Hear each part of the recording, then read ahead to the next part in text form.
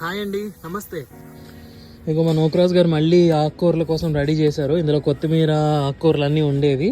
So ఈ పక్కకు వస్తే ఇదిగోండి బుట్టలు క్యాబేజీ బుట్టలు రెడీ అవుతున్నాయి. ఇదిగోండి ఒకే దాంట్లో మనకి 3 వేసారనమాట. 3 బుట్టలు రెడీ అవుతున్నాయి. ఎలాగో దీనిలో నేను ఒకటి లేపిస్తాను మా నోకరాజు గారిని అడిగి, ఎందుకంటే నేను ఈసారి ఎక్కువ వేయలేదు. ఆయనకే సీడ్స్ ఇచ్చి ఆయన చేత నారేయించి నేను ఒక 2 కాలీఫ్లవర్లు 2 క్యాబేజ్లు తీసుకున్నాను అంతే. సో ఈయన ఎక్కువ వేశారు. ఇదిగోండి బుట్టలు చూసారా, లాస్ట్ టైం మనం ఓన్లీ సీడ్స్ వేసాము. ఇది నారు కొనుక్కొని తెచ్చుకొని మనం పండించాము. ఈసారి మన దగ్గర ఉన్న సీడ్స్తో మనం నారు పోసుకొని క్యాబేజ్ బుట్టల్ని పండించాం అనమాట. చూడండి ఎంత చక్కగా ఉన్నాయో, హెల్తీగా.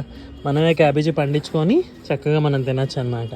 కొంచెం టైం టేకింగ్ ప్రాసెస్, కానీ ఇదిగోండి ఇలా చక్కగా పండుతాయి. ఇవన్నీ కాలీఫ్లవర్ అనమాట. ఇదిగో ఇంకా ఫ్లవర్ అయితే రాలేదు, బుట్టలు మాత్రం బాగా రెడీ అయినాయి. ఇగో